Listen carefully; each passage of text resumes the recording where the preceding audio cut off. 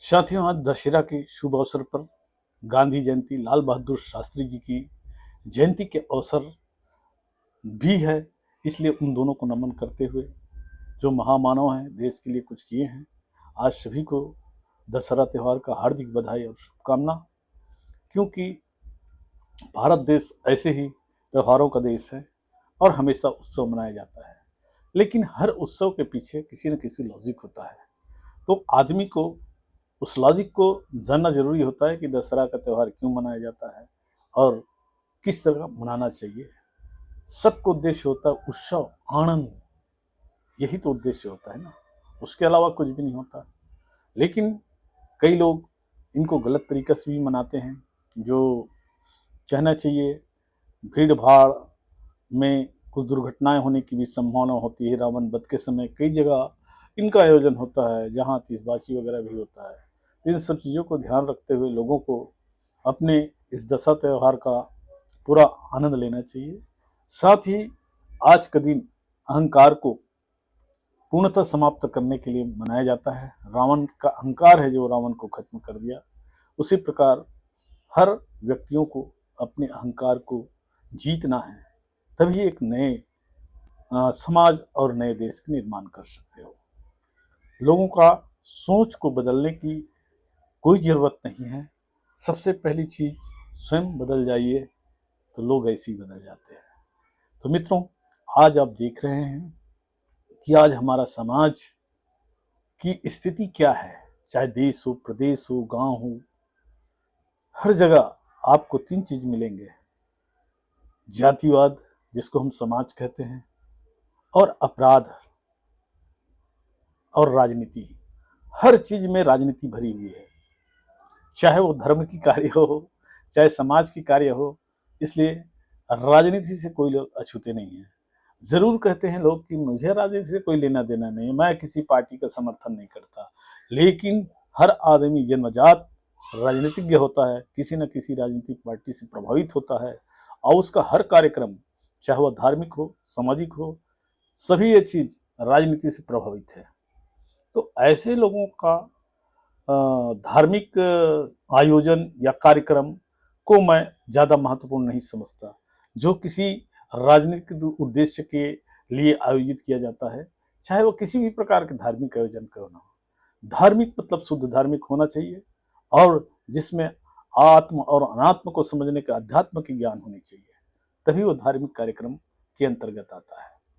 मेरे कहने से कोई मान जाएंगे ऐसे जरूरी नहीं है, ये मेरा व्यक्तिगत निजी विचार है। लेकिन आज समाज को सुधारने की बात तो दूर रखिए, यहाँ पे ऐसे ऐसे लोग हैं जो शासन प्रशासन में बैठे, चाहे नेता हो चाहे बड़ा अधिकारी हो, पूरी तरह अपने नैतिकता का पालन नहीं करते हैं। और आज जो हम देख रहे हैं, समाज में जो बदलाव देख रहे हैं, लोगों को किसी को भी किसी चीज़ से कोई फर्क नहीं पड़ता। एक प्रकार का किसी विचारधारा या विषय को छेड़ दिया जाता है, उसके बाद में लोग उसी के पीछे भागते रहते हैं।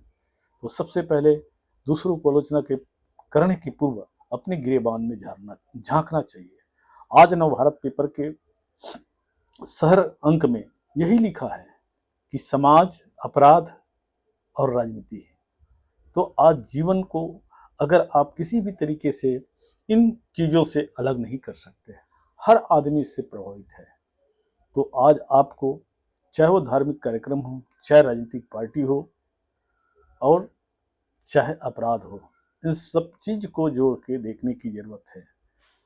क्योंकि किसी भी देश या किसी भी समाज या परिवार के निर्माण के लिए ये तीनों चीज़ बहुत महत्वपूर्ण उत्तरदायित्व होता है।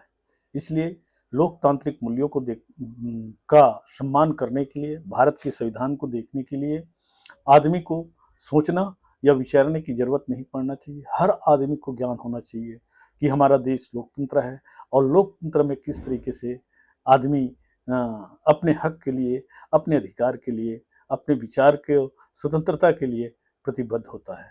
इसी कारण हमारे देश में न्यायपालिका, विधायिका और कार्यपालिका को अलग रखा गया है। लेकिन मुझे नहीं लगता कि वास्तव में आज अमीरी और गरीबी की जो खाई है वो इतनी बढ़ गई है जिसे बराबरी करना असंभव है।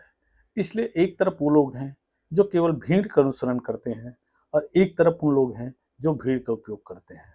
तो मित्रों, आप आज दशहरा के शुभ अवसर पर मेरे जो खास लोग हैं, जो मुझे सुनते हैं, जो मुझे जानते हैं, जो मेरे करीबी हैं, उनसे यही आग्रह करूंगा कि आप किसी प्रकार राजनीतिक प्रभाव में आकर, धार्मिक प्रभाव में आकर या जातिगत किसी भावना से ऊपर उठकर अपने आप को एक विशेष बनाइए, तो ही ये सच्ची देशभक्ति है और समाज सेवा है।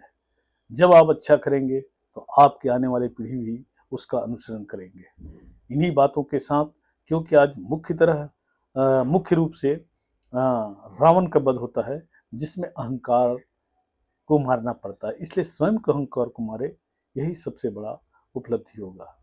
मेरी बात अच्छा लगे तो लाइक कीजिए, शेयर कीजिए। नमस्कार मित्रों, फिर मिलेंगे नेक्स्ट वीडियो पे।